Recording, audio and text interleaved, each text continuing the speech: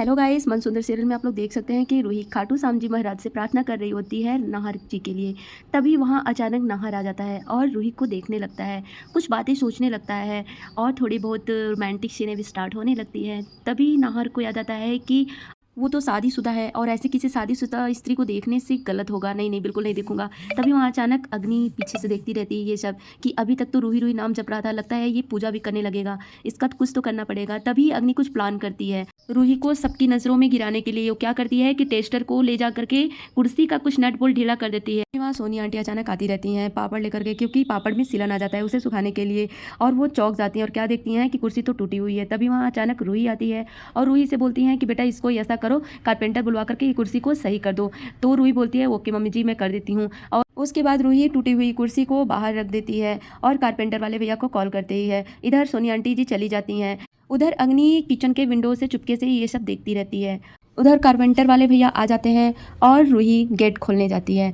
तभी कारपेंटर भैया से बोलती हैं कि भैया आइए, यहाँ पे कुर्सी टूटी हुई है। तभी यहाँ अग्नि क्या खेल खेलती है कि रूही को कॉल कर देती है ताकि रूही कॉल में व्यस्त रहे और मैं कुछ गेम खेल सकूँ। इधर रूही हेलो हेलो बोलती है लेकिन कुछ आवाज़ें सुनाई नहीं देती है। उधर अग्नि क्या गेम खेलती है कि कारपेंटर वाले भैया से बोलती है कि ऐसा करो भैया, आप सोफ़ा को बना दो, मैं इधर देखती हूँ।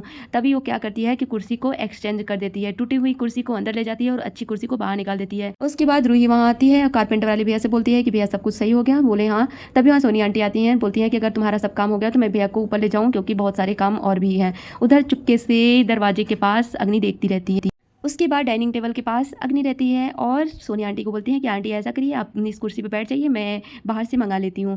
तभी सोनी आंटी बोलती नहीं नहीं, ऐसी कोई बात नहीं, तुम बैठ जाओ। मैं जैसे ही टूटी हुई कुर्सी बैठती हैं सोनी आंटी तभी गिर जाती हैं।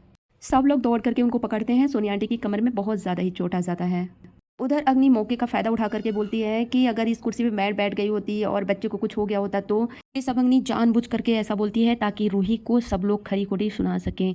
और इधर रूही बहुत ज़्यादा परेशान हो जाती है। बाकी सभी लोग रूही को देखने लगते हैं। इधर नाहर गुस्से में कारपेंटर वाले भैया को बहुत ज़्यादा ही चिल्ला देता है और बोलता है कि तुम यहाँ से चले जाओ। तभी वो जाने ही लगता है कि तभी रूही बोलती है कि भैया जी ऐसा करिए, आप अपना पैसा लेकर के जाइए, ऐसे मत जाइएगा, शायद ये गलती मुझसे ही हुई है। तभी नाहर रूही पे भड़क उठता है और उसके ऊपर चिल्लाने लगता है कि तुम्हें काम करना है तो करो, नहीं तो तुम भी यहाँ से निकलो। और इस पर अग्नि को बहुत ही ज़्यादा खुश होती है, क्योंकि अग्नि यही सब तो चाह रही थी। जैसे ही नाहर रूही पर भड़क रहा था वैसे ही अग्नि मन ही मन में बहुत ज़्यादा ही खुश हो रही थी। उसके बाद वहाँ से सभी लोग चले जाते हैं। रूही सोचने लगती है कि आखिर ये कैसे हो सकता है, मैंने तो टूटी हुई कुर्सी को रखा, फिर एक्सचेंज कैसे हुआ। इधर अग्नि नाहर को कॉफ़ी लेकर के जाती है और बहुत ज़्यादा ब्लैकमेल करती है, इमोशनली ब्लैकमेल करती है रूही को लेकर के। नाहर जाता है अपनी कुछ फाइलें लेने ड्रॉल में और क्या देखता है कि रूही की फटी हुई फ़ोटो।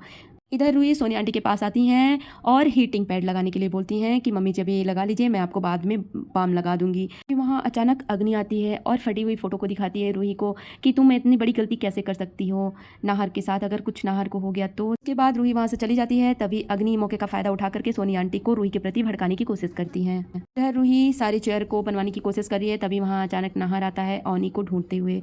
रूही बोलती है कि ओनी दीदी और रोमन जीजू दोनों लोग मूवी देखने गए हैं। उसके बाद रूही पूछती है नाहर से कि नाहर जी आपको कुछ काम था क्या। नाहर बताना तो नहीं चाह रहा था लेकिन फिर भी उसने बता दिया कि अग्नि के साथ मैं कुछ डेट प्लान कर रहा हूँ। इस पर रूही चौंक जाती हैं। तो दोस्तों आज का एपिसोड यहीं पर समाप्त होता है। मिलती हूँ आपसे एक नए एपिसोड के साथ। धन्यवाद।